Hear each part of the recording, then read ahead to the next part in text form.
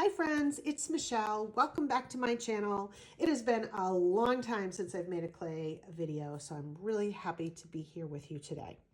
Now, Valentine's Day is right around the corner, and one of the things I love to do this time of year is make these really cool multicolor, I don't even know what you would call them. I wouldn't call them watercolor. They remind me almost of an acrylic pour. They're layered and colorful and fun, and each one is different.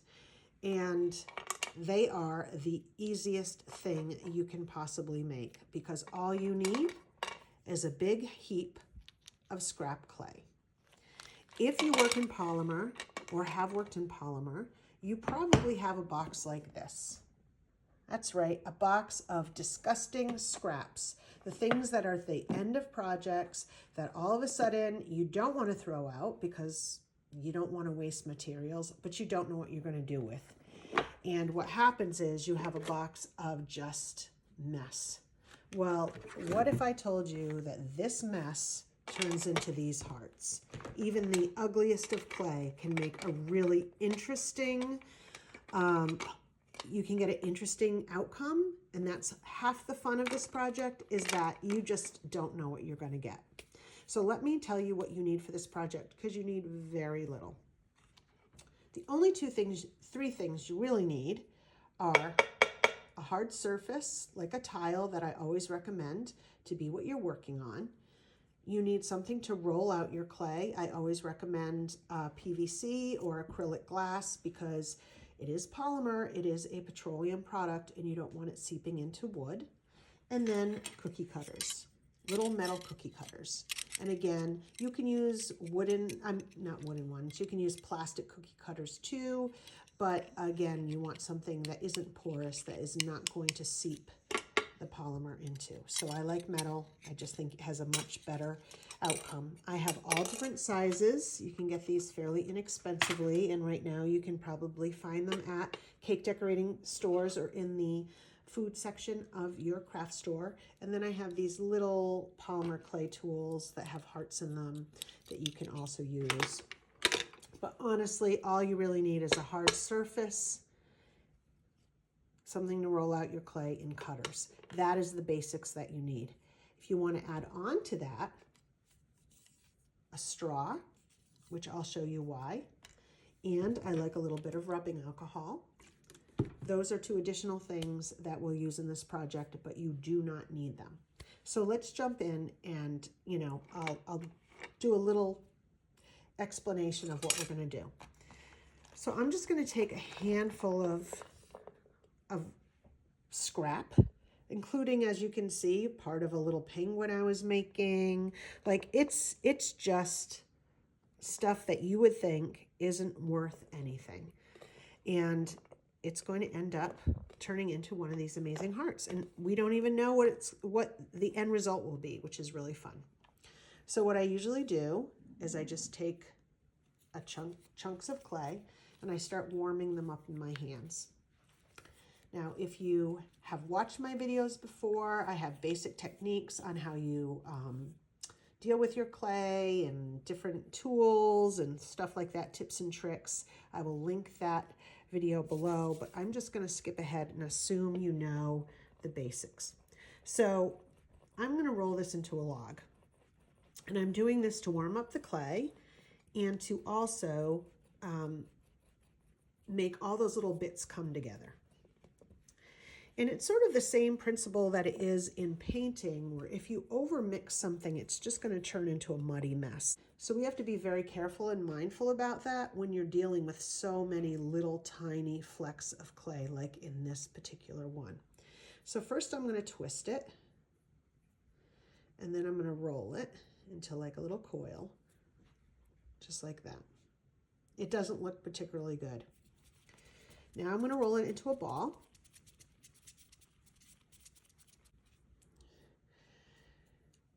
And there may be a seam or two.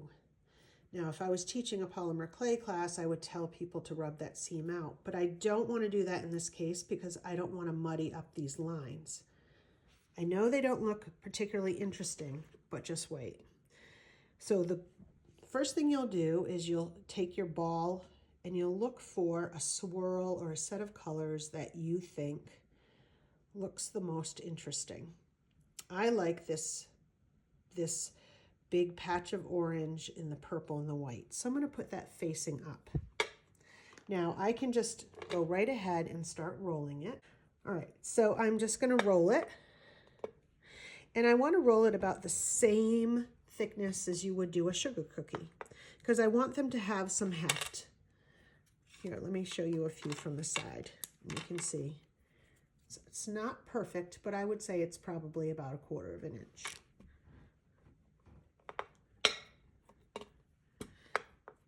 And you want to make the roll even, because you don't want there to be a thick spot in one place and a thin spot somewhere else. And then I look at it, and it almost reminds me a little bit of like what a rock would look like inside, like a gemstone. And you can see that even though it looked like there was not a lot of individuation between those colors, you definitely do have that. So then the next step is to find the side you like the best and get a cookie cutter and start trying on different areas that you think are interesting. In this particular case, I really had liked that purple and that big thing of orange, and I think that still is the most interesting. I like how the lines kind of sweep. So I'm going to line it up there.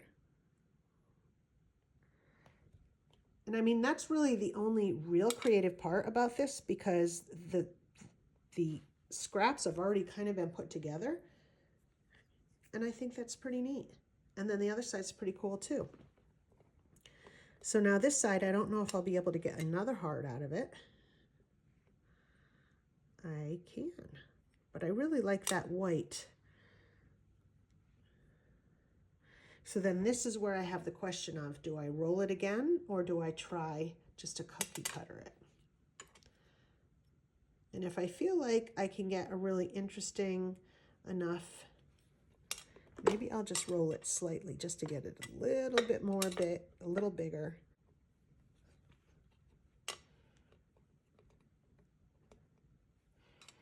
And now I have 2 hearts.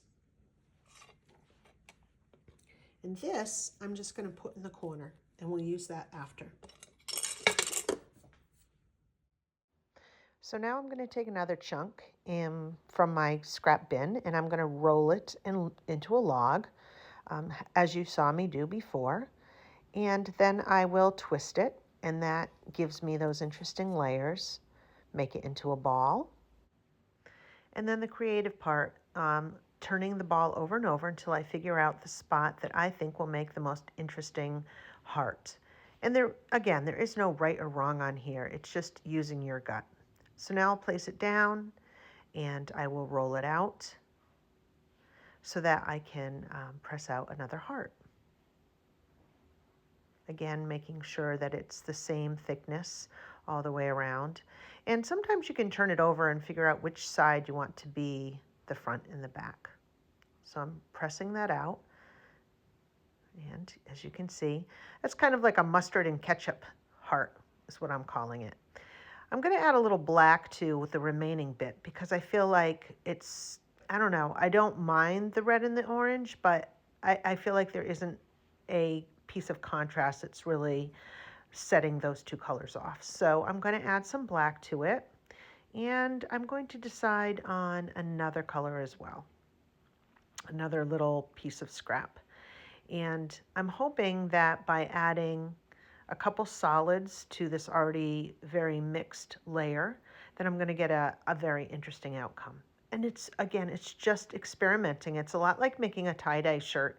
You don't really know what you're going to get or end up with.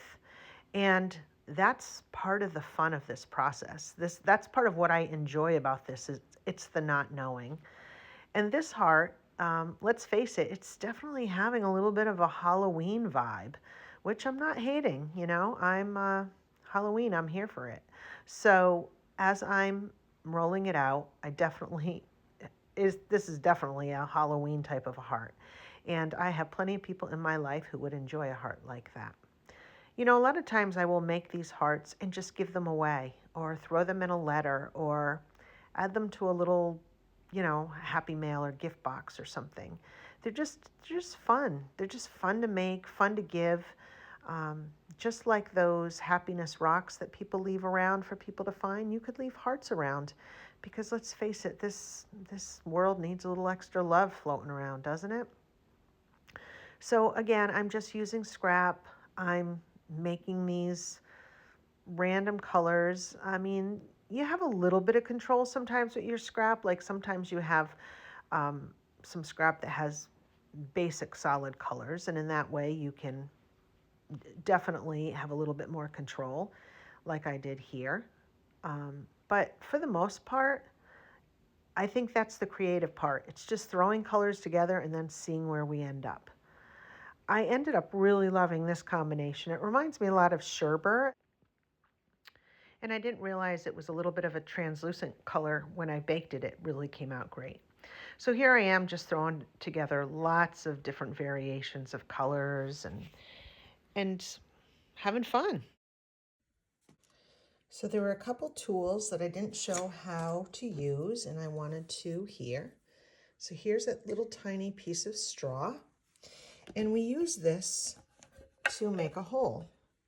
So essentially we put the straw right where we want the hole, and we press it in, just like that, and we twist, and it makes a perfect hole. It is a super easy way to make an absolutely perfect hole.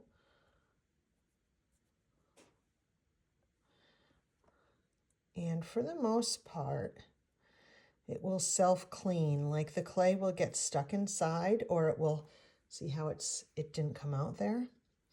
And you can either pick that out, or once it bakes, it'll come right out. Like trying to fish it out sometimes will make a mess, which I don't really want. So I would be better off just leaving it in if it doesn't come out. It'll pop out once it's baked because it's not actually attached.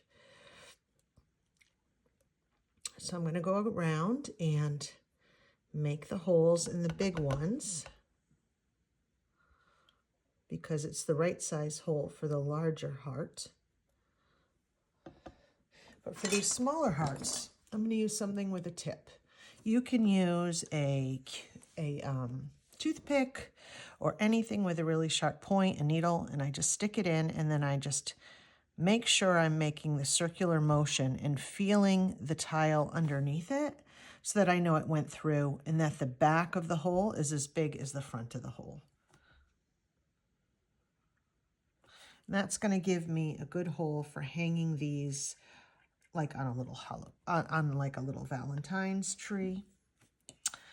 These right here, these teeny tiny ones, I'm going to even try them. I have not done that in the past, but I'm going to be hanging these on a branch, and I just want to see if it'll work. This tiny hole I'm making should be big enough for a needle to go through with some light thread.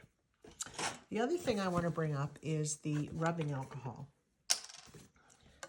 Rubbing alcohol is super handy for cleaning up any polymer clay project before you put it in the oven. If it has, let's say, a little fleck of something on it, or maybe your fingernail, because this is what happens to me, even though I don't have long fingernails, it's still quite possible to nick the heart with a fingernail, or perhaps there is a mark that you make by accident with your thumbprint. This is just a really good way to clean them up before they go in the oven. And now it's time to bake them. I literally bake them on the same tile I made them on. Because I primarily use one type of clay, I know to bake it at 275 degrees, and I'll bake it for about 15 minutes. And this is how they come out. They are hard and fun and colorful, and I just love them. I think they are super interesting. I love finding little spots on each heart that I like little parts that look like rock or or geodes or watercolor or acrylic pours. I mean, really, they all have a unique look to them. And maybe all together they're a little bit odd looking. Some of them don't really look very Valentine's Day, that's for sure. But when you take them each on their own, there's a beauty in each one of those hearts. And that is the best part for me. And I think if you took one of these hearts and left them, you know, in a little free library, somewhere in a store for people to find, on a coworker's desk, in a kid's lunchbox. I mean, who wouldn't love to have one of these hearts with them throughout the day and be reminded that you are cared for or loved? So this is my little project. I hope you enjoyed it. If you have a ton of scrap around, I encourage you to do this. It's a fabulous project to do with people of all ages, kids, older adults, you know, friend groups, whatever. It is just super fun. As I sign off, let me remind you, I'll have a second video that shows you how to take non-scrap clay and put them together more intentionally. And I'll also put a couple of ideas at the end of this video, hearts that have little circles in them, something that I did for my front door. And I'll show you the little branch I made. Thanks for joining me. I hope you'll like this video and that you'll tune in for the next one. Take care.